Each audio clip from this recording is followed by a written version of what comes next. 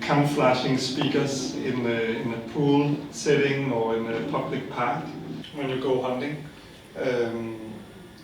And the sound you hear, it's electromagnetic sound recordings from microwave ovens and fridges and television screens, and they're combined with sort of organic sounds from human voices. And I was interested in this idea of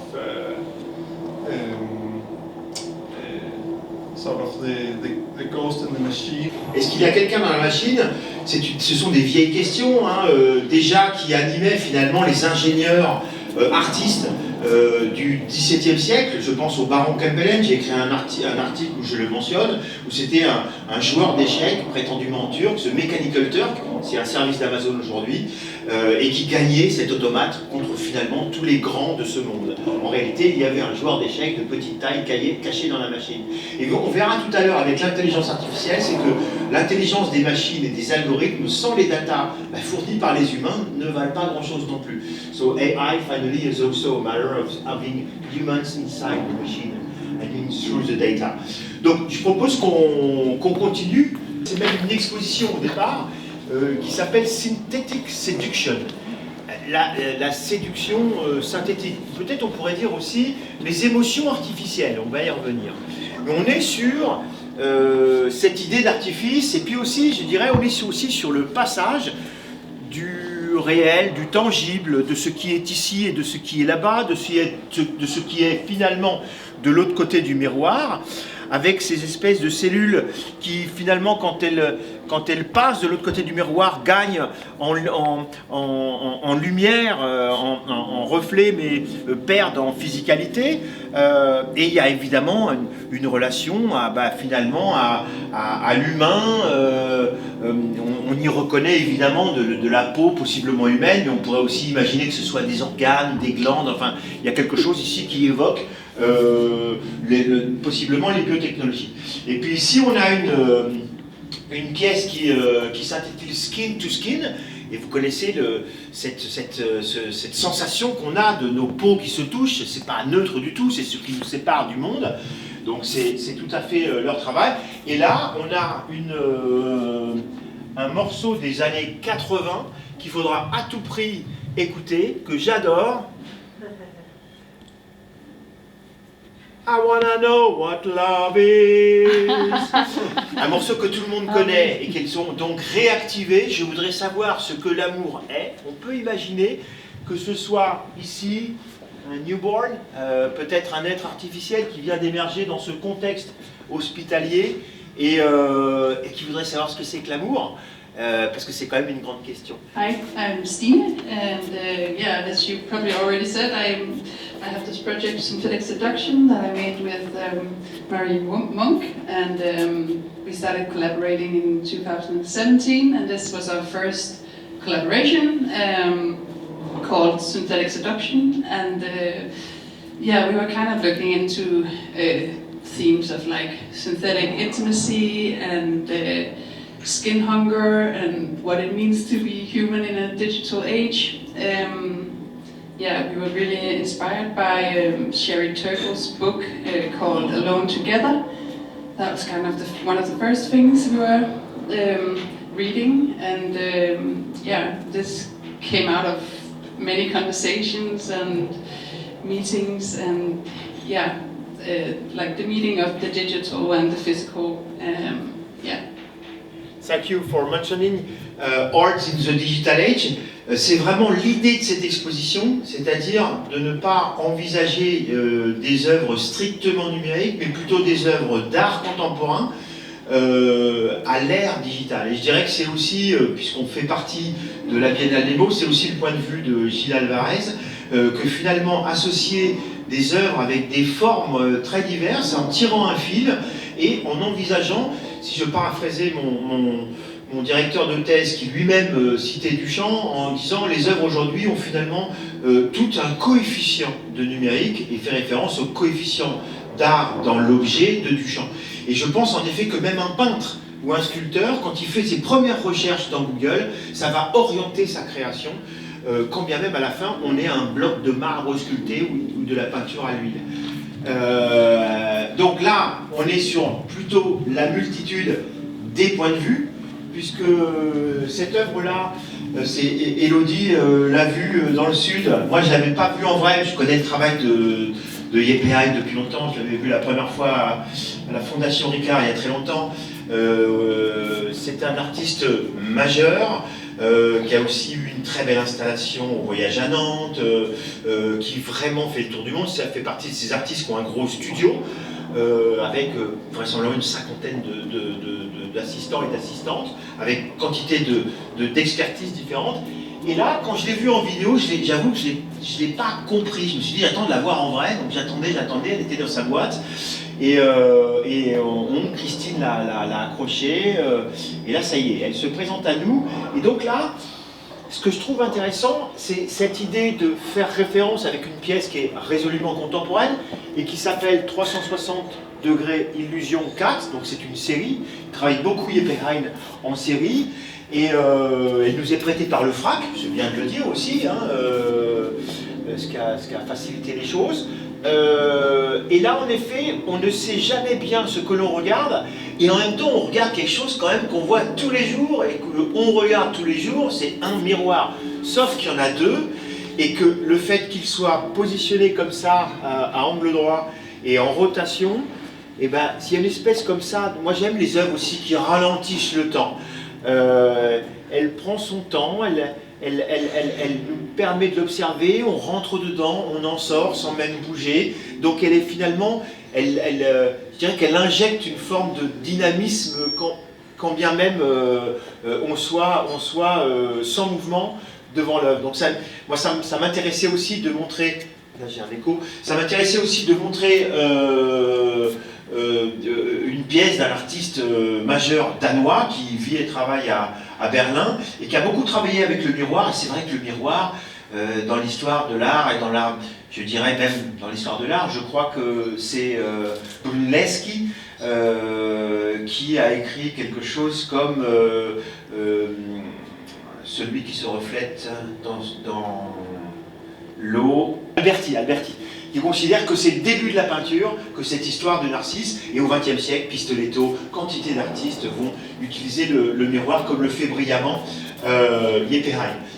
Actuellement dans le cadre de la Biennale Nemo. Et donc quand je l'ai rencontrée à Copenhague, elle a un fort intérêt pour l'intelligence artificielle, et elle pose une vraie question avec cette œuvre, qui s'inscrit dans une série. Il y a eu un algorithmic gaze 1, le gaze c'est le regard, donc c'est le regard de la machine. Quand on parle de machine learning, la machine apprend avec son algorithme que nous, humains, avons rédigé, ou les programmeurs, en fonction des datas, des données qu'on lui donne. Si on lui donne des chiens, elle reconnaît des chiens, des chats, elle reconnaît des chats, et peut peut-être faire la différence entre les deux, et encore, c'est pas si fréquent, et il faut lui montrer énormément d'images, contrairement à un enfant de 3 ans, qui avec, ayant vu 20 chiens, 20 chats, fera la différence. Ça remet en question aussi l'intelligence de la machine. Et là, ce qui est intéressant, c'est qu'elle a souhaité nourrir la machine avec ce qu'on appelle un dataset, une base de données, mais qui sont gigantesques. L'intelligence artificielle a eu des étés, des hivers. Aujourd'hui, c'est clairement un été. 2023, c'est l'année de l'IA du 21e siècle. Avec le fait qu'on puisse, avec ChatGPT et tous les autres, où nous sommes toutes et tous des artistes, que finalement Joseph Beuys avait déjà prédit dans les années 80. Et donc ici, elle a décidé non pas d'utiliser des datasets, des bases de données existantes, mais de constituer sa propre base de données, et surtout en essayant de faire attention, de proposer des corps nus d'hommes, de femmes, jeunes, plus âgés, de différentes géographies à l'international, et donc d'éviter d'avoir uniquement des trentenaires blancs, caucasiens, hommes, femmes, et donc avec un biais algorithmique, on va dire, selon les données qu'on leur donne. Et souvent, c'est le problème aujourd'hui de l'intelligence artificielle, ou plutôt, plus précisément, des datasets, qui sont souvent faits dans les mêmes endroits du monde, et tout ça doit évoluer. Il est clair qu'aujourd'hui, il y a des datasets qui se font en Chine, et il est important de ne pas oublier tous les continents. Je pense à l'Afrique, je pense à l'Océanie, etc. Donc, et en même temps, ce qui est intéressant, c'est que dans cette espèce de flux sans fin, sans véritable début ni fin, même si c'est, ça je crois, enregistré. Et c'est la machine à calculer, mais on le voit à un instant T. Mais il y a des moments, regarde le bras qui disparaît, hop, il réapparaît. Il y a des moments de monstruosité. Et c'est peut-être d'ailleurs ces moments de monstruosité qui nous intéressent plus encore. Et je dirais que peut-être qu'il n'y a que dans la sphère de l'art contemporain, mais disons de l'art tout court, où on s'intéresse à l'erreur. Et c'est possiblement ces petites erreurs-là qui nous intriguent et qui nous font apprécier l'œuvre encore plus. Peut-être aussi parce que finalement, elle n'a pas encore autant de talent que n'en aurait le Caravage. Mais ça, c'est vous qui décidez. Juste deux mots avant. On a ici une pièce avec sa part de complexité. Ok. De complexité. Vous pouvez passer ici. Il y a un œil ici, une caméra. À quelque distance que ce soit, l'œuvre capte, vous captez son attention et elle vous capte votre visage. Il est envoyé à cette espèce d'étrange machine. Donc ici, on va dire qu'on a un miroir augmenté, comme on en voit dans Bienvenue à Gattaca, par exemple, qui fait un petit peu peur. Ah, aujourd'hui, tu pourrais avoir un petit peu trop de cholestérol. Et que vont devenir toutes ces datas. Ça pose toutes ces questions-là, l'IA. Et les artistes aussi, souvent, sont un petit peu des lanceurs d'alerte. Et là, il fait référence au tout début de la télévision,